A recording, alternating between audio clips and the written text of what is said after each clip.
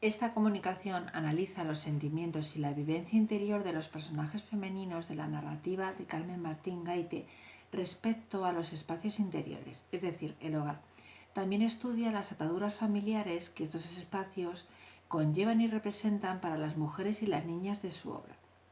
Su trayectoria creadora comenzó en la década de los 40 y finalizó en el año 2000.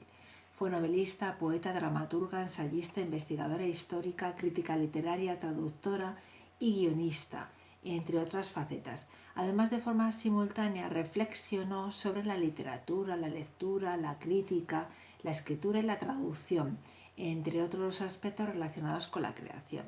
Su teoría literaria y su práctica ficcional se influyen mutuamente, al igual que sus distintas facetas creadoras. Martín Gaite concebía la literatura como refugio, evasión, consuelo, terapia, salvación y liberación de la realidad y la vida cotidiana que nos satisface y oprime. Y también como brecha a la costumbre que transforma nuestra forma de ver la vida y causa perplejidad, incertidumbre, sorpresa y descubrimiento.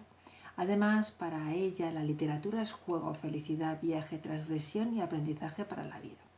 Su mágica concepción de la literatura, la lectura y la escritura, debido en gran medida a su ascendencia gallega, como decía ella, contempla también otros aspectos.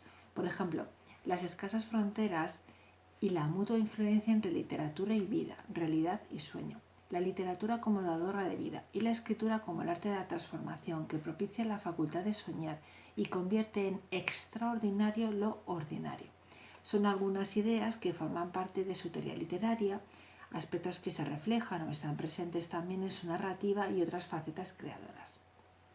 Igual ocurre con sus apreciaciones teóricas sobre el lugar o el espacio narrativo, la mujer, el papel liberador de la ventana en su vida, la incomunicación del ser humano, la sed de espejo o interlocutor y las ataduras cotidianas y familiares, entre otros temas. Para ella, el componente más significativo de los brotes de inconformismo de la mujer se origina en su peculiar relación con los espacios interiores y, por tanto, con el grupo familiar que se solidifica y se defiende dentro de dichos espacios, en palabras de la escritora.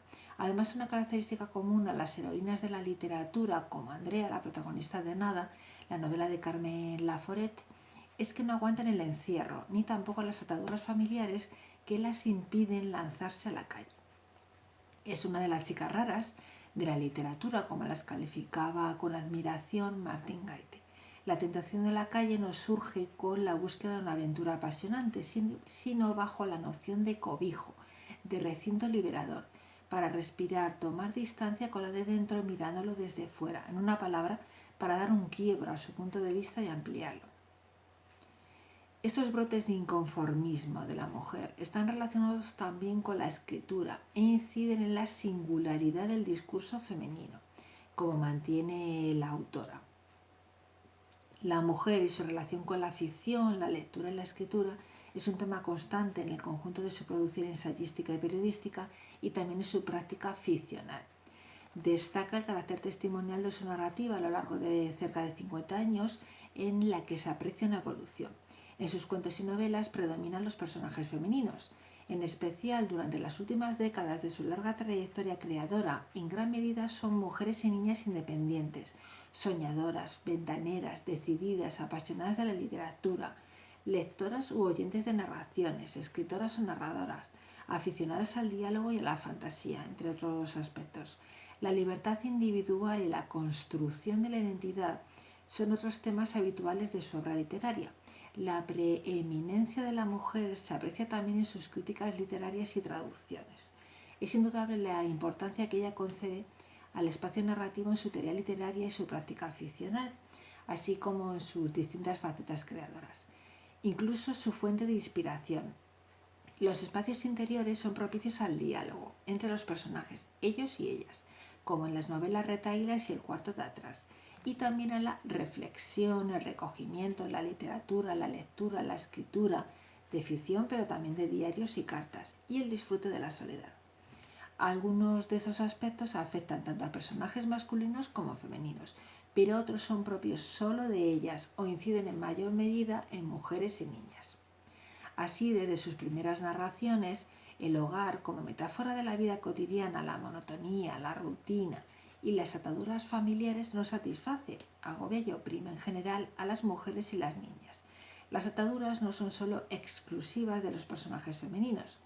David Fuente, el protagonista de la novela Ritmo Lento de principios de los años 60, al que Manuel Longares califica como un desclasado, un disidente, un solitario, un rebelde, desea escapar de las ataduras familiares. El tema de las ataduras familiares y cotidianas es una constante en su narrativa. Tanto es así que da título a uno de sus cuentos de los años 50 y 60, Las ataduras, protagonizado por Alina. En el relato se narra y contrasta el pasado, su niñez en el campo, y su transformación en la vida adulta, ya casada y madre, en la ciudad, muy lejos de sus raíces y de sus padres. En ese sentido, las ataduras familiares, unas y otras, desempeñan un papel esencial en la obra. En su niñez, hablando de matrimonio, su abuelo le dice: nunca está uno libre, el que no está atado a algo no vive.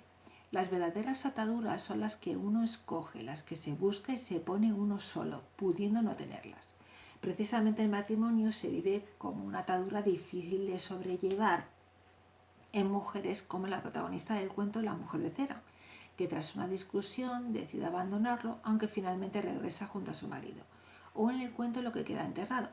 Su protagonista se evade de su hogar a través de la ventana y el balcón, aunque después un día se va al campo, tras lo cual vuelve a su casa con su marido.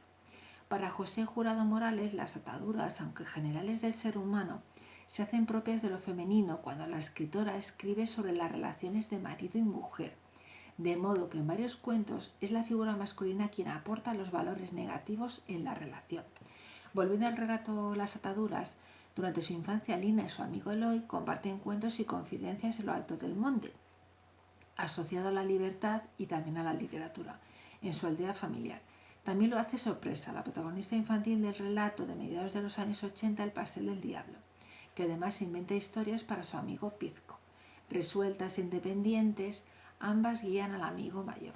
Como otras mujeres y niñas de sus obras narrativas, Sorpresa se refugia, evade, consuela y libera a través de la literatura y de la fantasía, en concreto mediante estos cuentos o narraciones orales y también del diálogo. En definitiva, mediante la palabra, aunque también desempeña un papel destacado el contacto con la naturaleza agreste y montaraz, al aire libre. No en vano, el escenario de los dos relatos está inspirado en San Lorenzo de Piñor, la aldea orensana donde la autora veraneaba con su familia durante su infancia y primera juventud. Allí, por ejemplo, ella escribió sus primeros poemas, trepó al monte y disfrutó de la naturaleza, de su paisaje montaraz y de la vida rural. Para Martín Gaite, este lugar, vinculado a sus raíces por parte materna, significaba la esencia misma de la juventud y de la libertad. Incitaba a la aventura, al peligro y al gusto por el escondite, y decoraba con frecuencia sus sueños, según sus propias palabras. Para Eulalia, protagonista junto con su sobrino Germán de la novela Retahílas, el paisaje y el monte de su infancia y orígenes familiares aparecen en sus sueños y decora sus lecturas. En el caso del relato El pastel del diablo, el espacio, que también remite San Lorenzo de Piñor, está más transformado y desfigurado literariamente que en Las ataduras y Retahílas, debido a su corte fantástico. Precisamente la fantasía, simbolizada en la casa grande y sus fantásticos, extraños y un tanto excéntricos personajes, muy distintos de la familia de Sorpresa, de su hogar, es muy importante en la vida de la niña. Ella es una escritora en ciernes, inventa ficción, como los cuentos que narra su amigo. Por este motivo, es incomprendida en su hogar y familia, ajena a la rica vida interior y al mundo de fantasía de la pequeña, que resulta raro, anómalo, en su reducido ámbito vital, incluso la escuela, por su inagotable curiosidad, precocidad y búsqueda de la sorpresa. Lo más similar a este mundo de imaginación es en cierta manera la casa grande. Al final Sorpresa se da cuenta de que está completamente sola en el mundo, salvo su imaginación, su capacidad creadora, un poder diabólico. Así que con orgullo decide escribir sus propios cuentos, es decir, comerse sola el pastel del diablo, aunque signifique la soledad. Sin embargo, van a ser Altale y Sarah Allen, las niñas que protagonizan el relato Castillo de las Tres Murallas de 1981 y la novela Caperucita Manhattan de 1990, respectivamente, quienes se fuguen de su hogar familiar y huyan en busca de la libertad. En el caso del Castillo de las Tres Murallas, La fuga de Serena precede unos años a la huida de su hija Altale. Incluso entonces, antes de huir, la vaticina y después, llegado el momento, alienta y guía a la joven para que se escape en su 15º cumpleaños. Antes de su huida, Serena lega a su hija su preciado cuaderno con sus escritos. Por su parte, la niña es aficionada a los cuentos y al diálogo. Las dos, madre e hija, dejarán atrás el castillo en el que viven y se sienten encarceladas por Lucandro, en su doble papel de esposo de Serena y padre de Altale. Por tanto, la incomunicación, el aislamiento, entre otras razones, origina la huida con la que ambas logran también el amor. Por su parte, en Caperucita Manhattan, Sarah Allen se fuga de su hogar y sus ataduras familiares para vivir una aventura nocturna en la isla. Como sorpresa, Sarah es una niña rara, incomprendida en su hogar y su reducido ámbito. Es avispada, decidida, independiente, imaginativa, soñadora, curiosa, apasionada de los cuentos, lectora y creadora precoz. Sarah inventa palabras mágicas, las farfanías, que solo ella conoce y que incluso selecciona. Es su propio código. Y también crea finales para los libros que lee o los cuentos que le narra su abuela cuando va a verla a Manhattan. A solas, en su habitación, ella sueña desde su ventana, contemplando las estrellas, su aventura a la isla para conocer la Estatua de la Libertad. Allí alcanzará la libertad, soñada e impulsada por los cuentos y la literatura que su abuela le cuenta o proporciona, y planificada sin ninguna ayuda. En Manhattan, la noche de su huida, conoce a Miss Lunatic, otra singular y mágica anciana. Sarah no solo logra la libertad, sino que así también libera a Miss Lunatic, al relevarla de su trabajo infundiendo vida en la Estatua de la Libertad. Ambas también liberan a Mr. Wolf, un millonario obsesionado por las riquezas. Al final, él se humaniza y enternece, sobre todo por la influencia de Sarah, aunque también por Miss Lunatic y el recuerdo de la abuela de la niña de quien estaba enamorado de joven. Ellas lo liberan porque abandona su obsesión y codicia y va en busca del amor con la abuela de la niña, que finalmente consigue. Por tanto, todos ellos alcanzan la felicidad. Las dos mujeres y la pequeña son apasionadas de la fantasía y la literatura, que no solo fomentan su independencia y ansias de libertad, sino que también las consuelan de la insatisfacción ante su vida cotidiana. La ventana y el hecho liberador de lanzarse a la calle son propios de los personajes femeninos de la autora. En su hogar suelen recurrir a la ventana para evadirse, fantasear, consolarse y liberarse de la realidad y los sinsabores de la vida cotidiana, de ahí su presencia y relevancia en su narrativa. La ventana, al igual que la literatura, es, recurriendo a su propio léxico, una brecha en la costumbre, al ser el puerto de embarque para la fantasía femenina. No en vano, para Martín Gaite, la literatura permite al lector soñar, fantasear y convertirse en protagonista de una historia ajena, de una aventura en la que no existen las ataduras. En estos casos, sus personajes femeninos se aíslan, se refugian en su propia habitación o simplemente en un espacio más reducido del hogar para disfrutar a solas de sus ensoñaciones y sueños, fantasías, lecturas o escritura, cartas, diarios, ficción.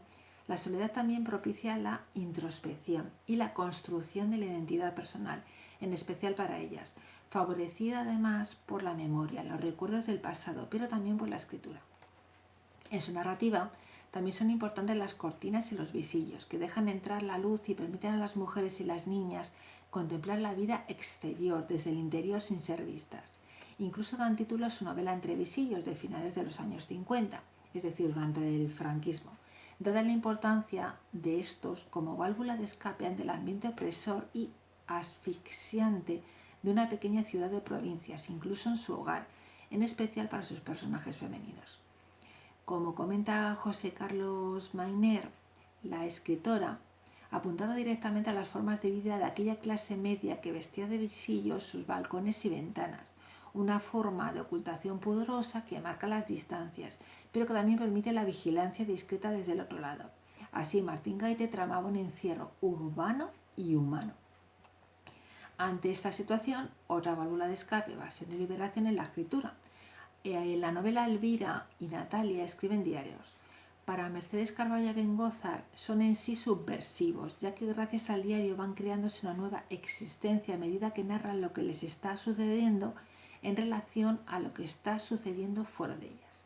Como hemos visto, soñar y contemplar el exterior desde el interior, desde el hogar, a través de la ventana, los visillos o el balcón, lanzarse a la calle, en la ciudad o sobre todo en la naturaleza, en la montaña, es decir, al aire libre, dialogar, fantasear y soñar, leer, escuchar cuentos, escribir cartas, diarios, ficción, disfrutar de la soledad, rememorar el pasado, la infancia. Son algunos de los recursos a los que acuden las mujeres y las niñas de la narrativa de Martín Gaite que desean refugiarse, evadirse, consolarse y liberarse de su vida cotidiana, que no les satisface, oprime y agobia, representada en su ámbito más reducido. Además destacan las ataduras familiares y cotidianas que también afectan a los personajes masculinos. Algunas de ellas en sus obras narrativas de las últimas décadas no se conforman con esas formas de evasión y refugio y logran literalmente la libertad. En ese sentido se aprecia una notable evolución en el comportamiento de la mujer, aunque también del hombre, a lo largo de los cerca de 50 años de su trayectoria creadora. Algunos de los aspectos vistos afectan tanto a personajes masculinos como femeninos, pero otros son propios solo de ellas o inciden en mayor medida en mujeres y niñas. Su narrativa refleja la mágica concepción de la literatura y de la teoría literaria de Martín Gaite y otros rasgos distintivos de ella, como la ventana asociada a la mujer, la construcción de la identidad, la reivindicación de la libertad o la perspectiva de género, entre otros temas.